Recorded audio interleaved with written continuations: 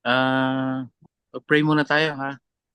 Let's pray, Heavenly Father. Thank you po for this evening again. Binigyan niyo po kami ng kalakasan na from work makapag-study po kami ng iyong word tonight, Panginoon. Gabayan niyo po kami, give us wisdom, and makahabol po yung mga iba po namin kasama sa amin pong online na Bible study, Panginoon.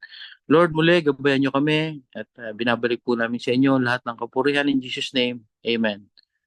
So, last week, ang pinag-aralan natin dito sa ating sino si Jesus Christ ay ang kanyang present ministry, and then after that nung present ministry niya after nung siya ay mag-resurrect. Okay? Yung ministry niya ngayon. And then tinakal din rin natin yung kanyang second coming. Okay? Yung kanyang pagbabalik sa dito, no, para tayo ay i-rapture at i-judge yung mga lahat ng tao. Okay? So tonight, wala kayong tanong doon? Malinaw ba tayo doon? Yung sa second coming, medyo binigyan ko lang kayo ng ano doon ha, kasi masyado siyang mahaba ang pag-aralan. So siguro dadating yung time na pag-aaralan din natin siya, no? But for now, ah kinikilala lang muna natin ang ating Panginoong Jesus. Okay? Ngayon, tonight, pag-aaralan naman natin yung kanyang mga promises. Okay? Ito yung mga promise niya kasi alam ng Panginoong Jesus yung ating mga pangangailangan because we are precious to Him. So, ang ibig niya sabihin, we need not to worry. If you open your Bible in Matthew 6, Matthew chapter 6, verse 26 to 27,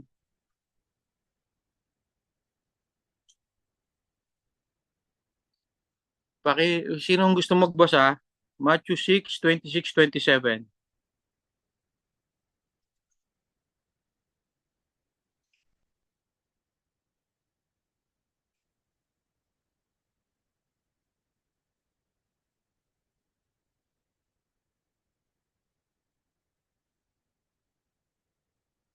Matthew 6, Sige, 26, ako na 20. lang. Sige. Matthew 6,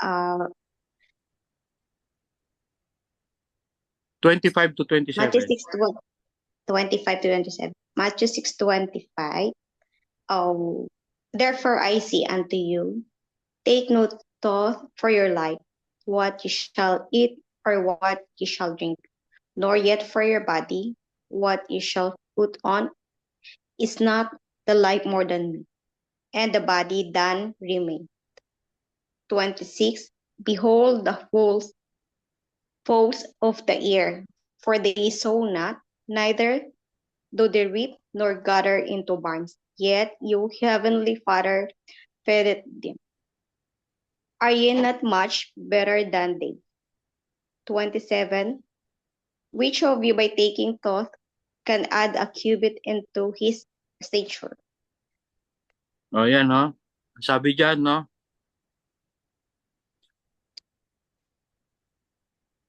Huwag mo raw isipin, huwag kang mag-worry kung ano yung kakainin mo, kung ano yung iinumin mo, o kung ano yung isusuot mo sa iyong katawan. Okay? Di ba mas mahalaga yung buhay kaysa sa meat and the body than raiment daw, do sa damit, no? Ikinumpara niya yan tayo sa mga ibon. Behold the fowls of the air. Hindi sila nagtatanim, for they sow not, neither do they reap. Hindi rin sila nag-aani, nor gather into barns. Yet, your heavenly Father, pinapakain sila. Are ye much better than them? Than they? Sabi niya, no?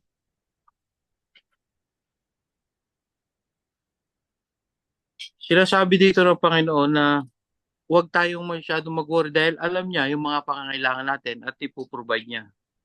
Okay? Ngayon, ituloy natin sa verse 31 and 32. same chapter, Matthew 6.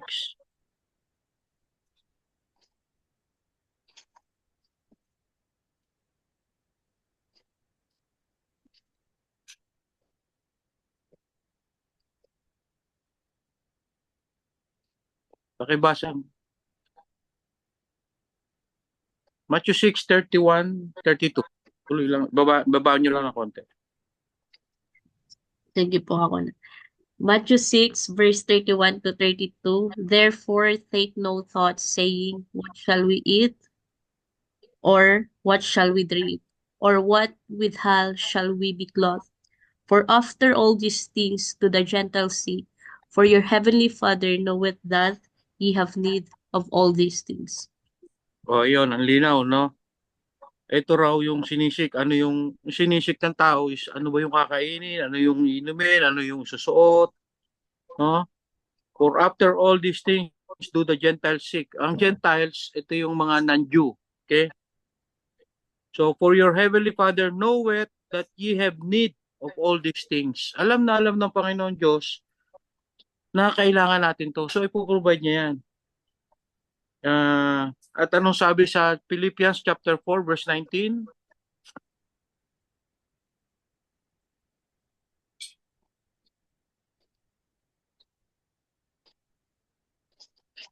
Philippians 4 verse 19. Basahin ko po. Philippians 4 verse 19. But my God shall supply all your needs according to his riches in glory by Christ. O, yun. Diba?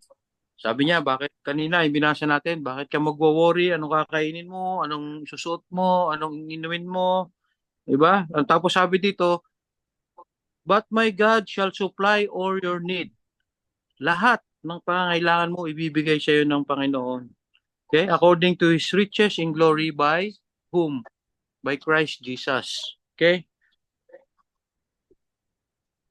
And then, Romans chapter 8, verse 32.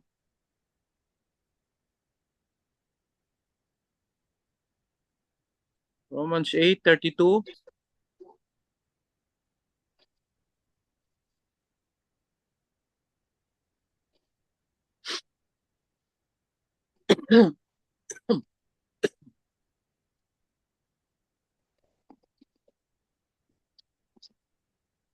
Babasahin ko ha.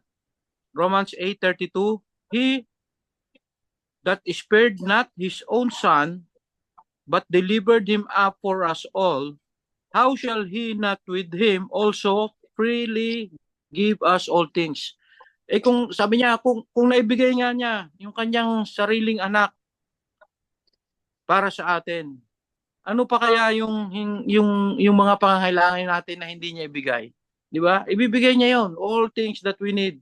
Ibibigay niya. So these are the promises of our Lord Jesus Christ. Okay?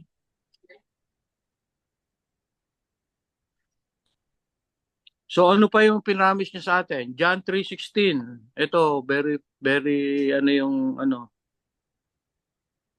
Sabi diyan sa John 3:16, for God so loved the world that he gave his only begotten son, that whosoever believeth in him shall not perish but have everlasting life.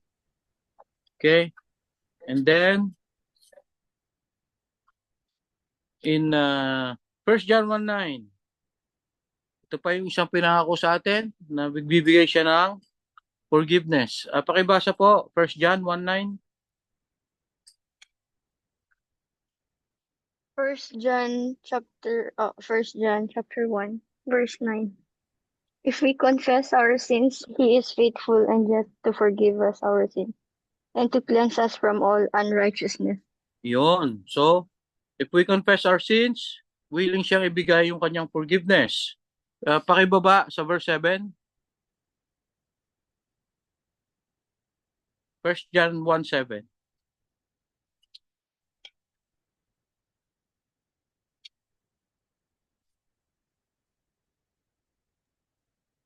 First John chapter 1, verse 7. But if we walk in the light as he is in the light, we have fellowship one with another, and the blood of Jesus Christ, his Son, cleanseth us from all sin. Oh, yon. So, see the forgiveness, no? Yung blood of Jesus Christ cleansed us from all sin. So, nilinis niya tayo sa ating mga kasalanan. Okay? So, yun yung forgiveness niya. So, ang promise niya sa atin, ipoprovide niya yung ating mga pangangailangan, and then He promises us eternal life in John 3:16, and He promises that He will forgive us, 1 John 1:9 and 1 John 1:7. Now, tignan naman natin yung God's peace at rest. Matthew 11:28 and 29. Matthew chapter 11, verse 28 to 29.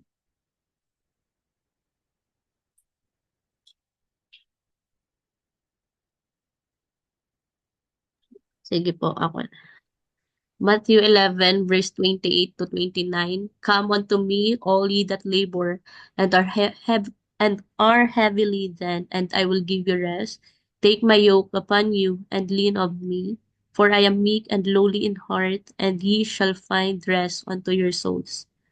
Yun, napakaganda, no? He promises us to give us peace and rest. Saan pa?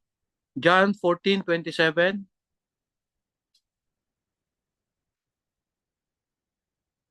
John chapter 14, verse 27.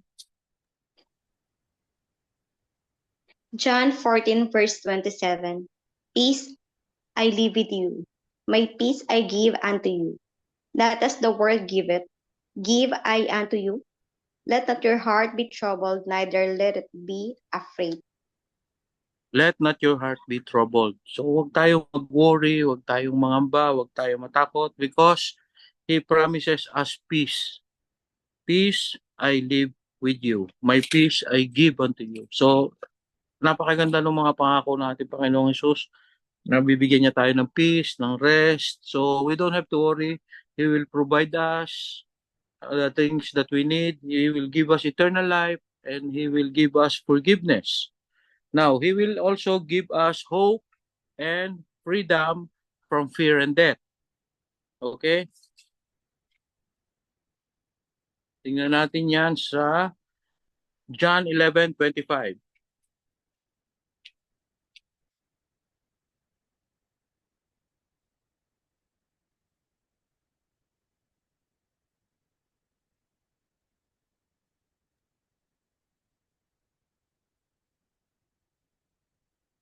John 11:25, pakibasa po. Isahin ko po. And 11:25. Jesus says unto her, I am the resurrection and the life. He that believeth in me, though he were dead, yet shall he live. So, see the hope of resurrection. Yan, sabi niya, freedom from fear of death. So, bakit tayo matatakot?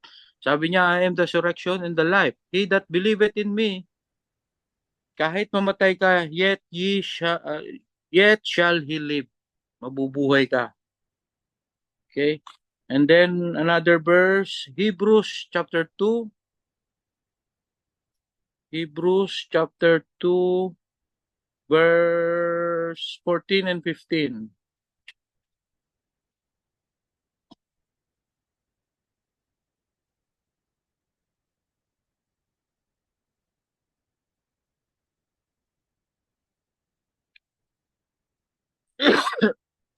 Sige po.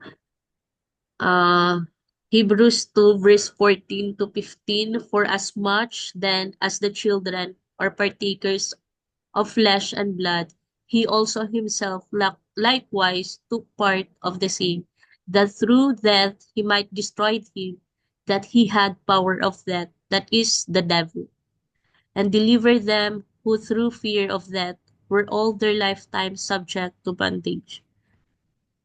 Sabi dyan, no? Yung fear of death,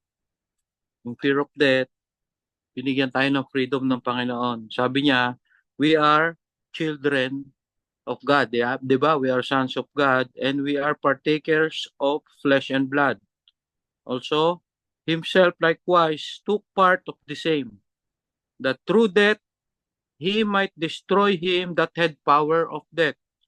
and that is the devil. So, na-conquer yan, napag-aralan natin last time na na-conquer na ni Jesus Christ ang death and hell. No?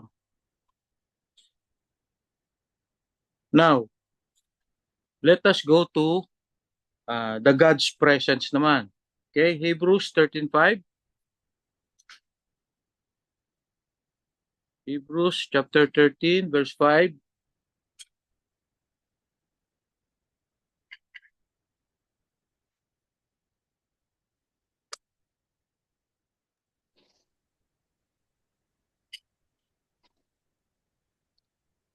Hebrews chapter 13, verse 5. Let your conversation be without covetousness, and be content with such things as ye have. For he hath said, I will never leave thee nor forsake thee. Yun. I will never leave thee nor forsake thee. Kita nyo ang pangako niya. He is always present sa atin. Matthew 28, verse 20.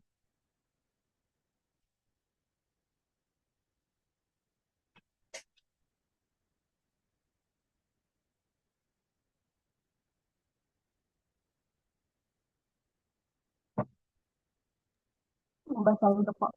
Matthew 28, verse 20. Teaching them to observe all things whatsoever I have commanded you, and lo, I am with you always, even unto the end of the world. Amen. So, yan yung mga promises ng ating Panginoong Jesus that He will always be present. Lagi natin siyang kasama. Sabi niya dyan, I am with you always, even unto the end of the world. So, yan yung mga promises ng ating Panginoon, no? Yan yung mga ng Panginoong Jesus sa atin. Because alam niya kung ating mga pangailangan, mahalaga tayo sa Kanya, so we need not to worry. So, He promised us that He will provide, He will give us eternal life, He will give us forgiveness, He will give us peace and rest, and He's giving us hope of resurrection and freedom from death. And He promised us that He will never forsake us nor leave us, and He will be with us always. Okay? So, may question kayo?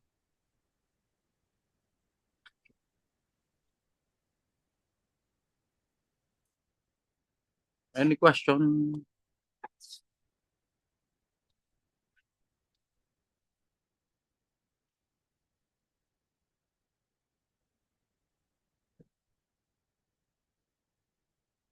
Okay, wala. Okay.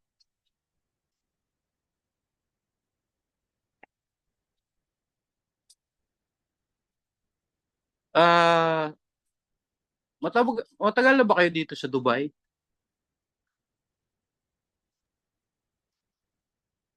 Sino sa inyo ang pinakamatagal na sa Dubai? Si Jerlyn.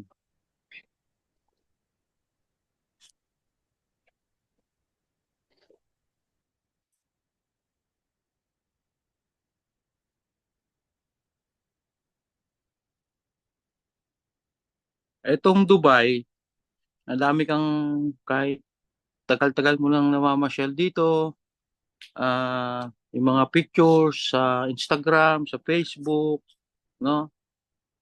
Nakikita mo yung kagandahan ng Dubai. Okay? But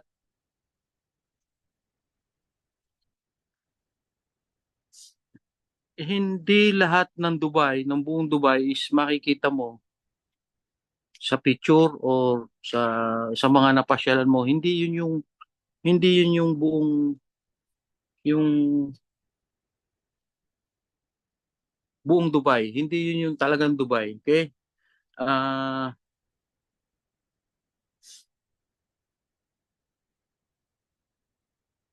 lahat ng nakikita mo, ano ba to?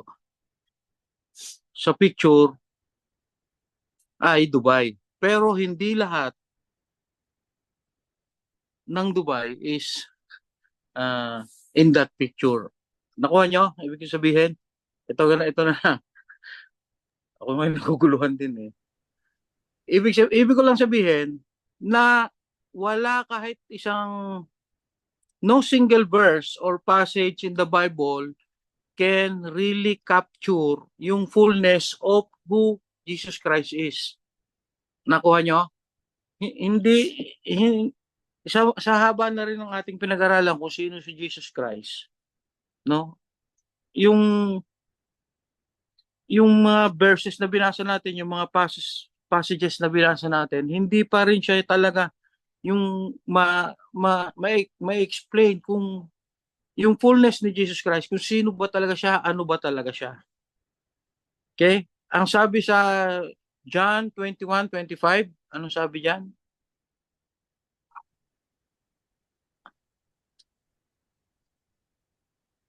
John 21:25. Pakibasa naman. John 21:25. And there are also many other things which Jesus did, the which if they should be written everyone, I suppose that even the word itself could not contain the book that should be written. Amen. Tingnan yung sabi diyan ni John. Sa dami raw ng mga other things na ginawa ng ating Panginoong Hesus. Kung isusulat daw yon lahat, isa-isa, even daw itong buong mundo ay hindi kayang i-contain yung mga books na nasulat tungkol kay Jesus Christ. So,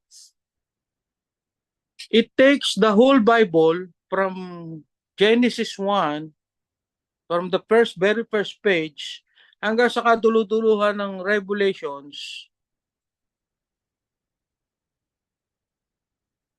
ipinakita na yung full view of Jesus Christ doon sa buong Bible. And even then, there are still things about Him na hindi natin malalaman until sa makita natin siya ng face to face. Okay?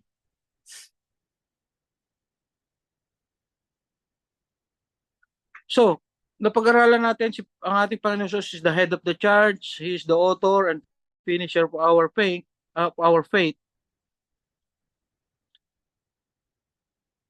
Tingnan natin sa yung mismong sa kanyang bibig nang galing, yung salita niya mismo ang ating titingnan ngayong gabi.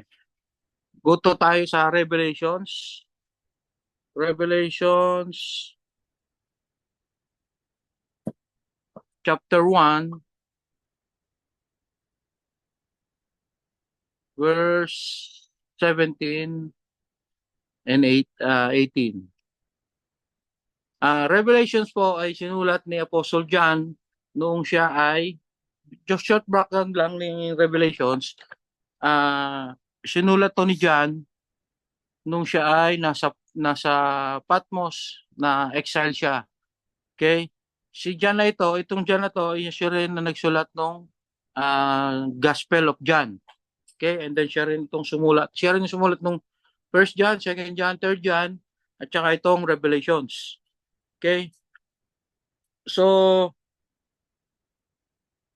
ito yung babasahin nating text. Ito is coming from the mouth of our Lord Jesus Christ. Okay? Parang itong statement ng kanyang autobiography. Statement ng autobiography ng ating Panginoong Jesus na nanggaling mismo sa kanyang bibig. So, narinig ni John yung kanyang boses, and then he turned to see Jesus in a way and a form like he had never seen him before. Okay? Babasahin ko sa inyo ha. Verse 17. And when I saw him, si John ito, sabi niya, when nakita ko siya, I fell at his feet as dead. And he laid his right hand upon me, saying unto me, sabi sa kanya, sabi kay John, fear not, I am the first and the last. Okay? Verse 18. fear not, I am the first. Ako yung una, ako yung huli. Sabi niya. And then in verse 18, sabi niya, I am he that liveth, nabuhay, and was dead, namatay, and behold, I am alive evermore. Amen. And have the keys of hell and death. So this is parang yung sinabi niya dito ng ating Panginoon ating Panginoong Hesus kung sino siya, no? Sabi niya, huwag kang matakot. Ako ang una at ako ang huli. Ako yung nabuhay, ako yung namatay, at ngayon, I am alive forevermore. Buhay ako, magpakailanman. And I have the keys of hell and death.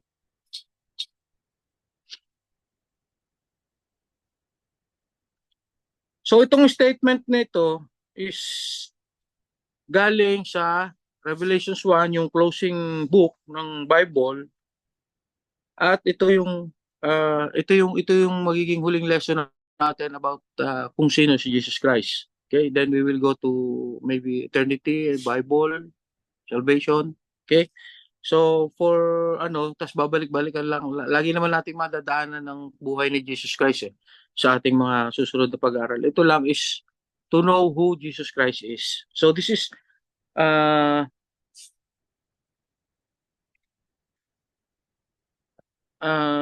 ito yung statement ng ating Panginoong Hesus na sinasabi niya na wala akong katulad. There's nobody like him. Sabi nga, no? Una, tingnan natin yung kanyang identity. Alam niyo yung